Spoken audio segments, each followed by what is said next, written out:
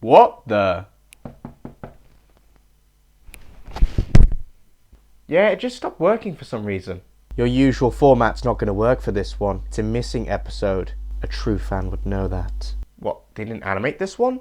These guys didn't always have the budget for blank, generic bases. How do you think they would have managed with all these costumes? Fair enough. And another thing, don't you think these videos would be a lot easier to watch if I wasn't constantly stopping to do obnoxious commentary that I think is a good put down?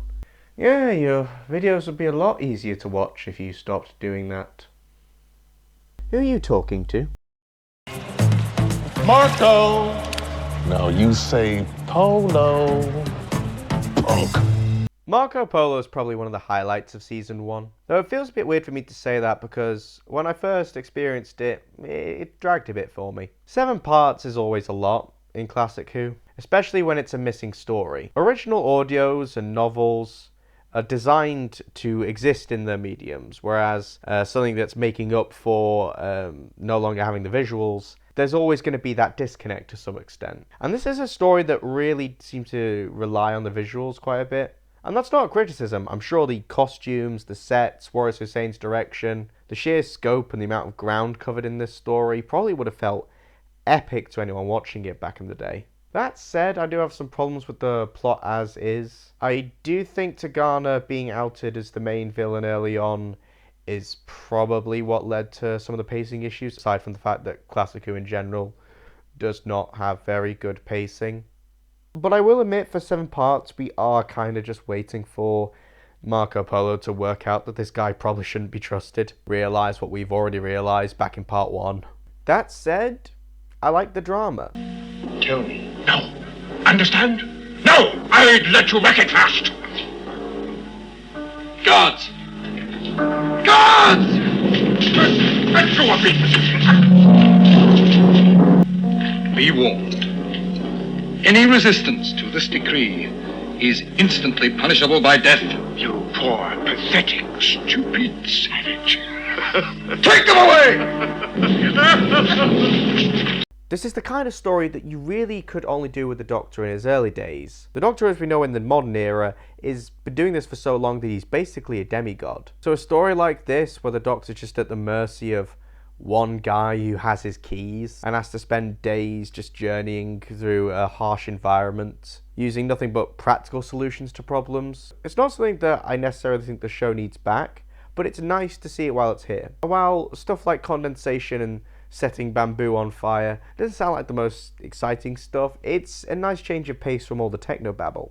The standouts for me are probably Ian and, surprisingly enough for once, Susan.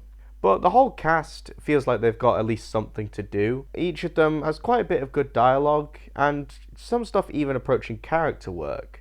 But what I'm trying to do with Marco Polo is sort of use it as a way to introduce any newcomers to the different ways to experience a missing episode. Just describe my very subjective experience with each one, and you pick whatever floats your boat. Oh, just been cleaning my room and I have a massive dust allergy, so this is good stuff. So it seems to me that most of you guys prefer the reconstructions, which puts me in a slightly awkward situation because I've not watched a full-length reconstruction of Marco Polo. I would have watched it in preparation for this, but I have been very busy this past week, guys. I just had time this morning to listen to the soundtrack at 2x speed, and I was starting from episode 2. I've seen the condensed version as an extra on one of the early DVDs. I'll put which one it is around here. But bizarrely enough, I found that the most lacking experience of all, despite me complaining about the earlier pacing. What we have here is the debut of John Lucarotti, who I mentioned in my The Nice video was more interested in the historicals as survivor stories first and foremost. I think the length of this story helps communicate how long and even torturous journeys like this would have taken, especially with the methods that they had back then. It's treacherous and even torturous at times. So I think cutting out most of it oddly does a disservice, thematically, if not in a story structure sense. I'm mainly going to be going off my notes and memory of the last time I experienced Marco Polo. Let's talk adaptation.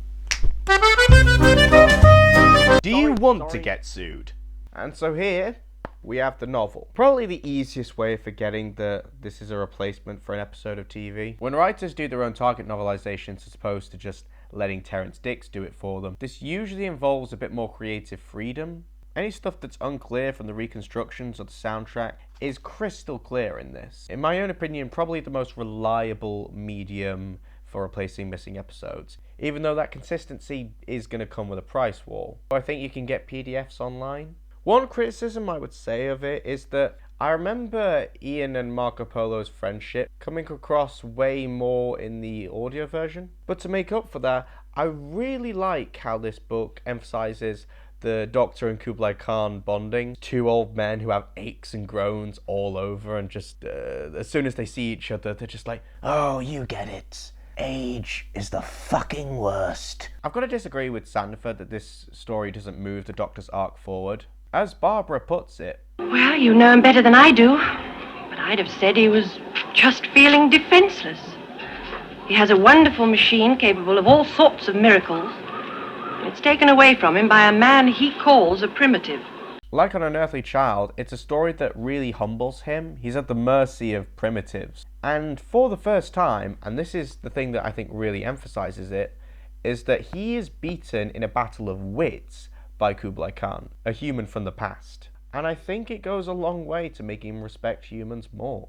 In this, he actually announces to the others that he's going to keep his word after he loses the game. It's probably the first bit of honour that we've seen from the first Doctor. Granted, I'm mostly going off memory for this one. I'm a bit of a slow reader, so presume that about 75% of the things I say is actually true. Now for that soundtrack. The audio quality is pretty good on this one. Sometimes with the soundtracks they're too chaotic or too echoey to sort of get what's going on. This is pretty clear. I didn't have to once glance at a transcript. I think it helps that there isn't really much action in this. It's mostly conversations about, survival strategies and where they're going to go next, what they're going to do, how they're going to do this. And also Marco Polo's narrations through the journal entries really make it seem like it suits an audio medium over some other episodes. The music's pretty nice too, very atmospheric.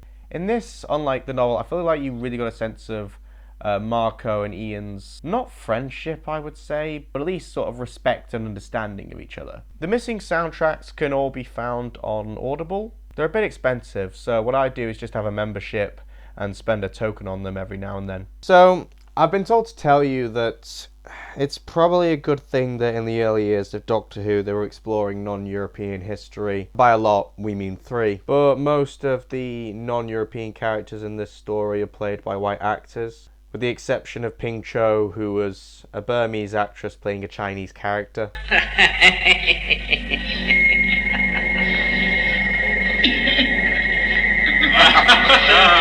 Also, there's more of that heteronormativity again. All versions of the story feature her getting married off to an older guy against her will, but he dies before it can happen. And so she gets married off to a younger side character that she took a fancy to. And why are you having me read this? I don't care. What am I being punished for? Being white or all the nuke jokes? I'm done.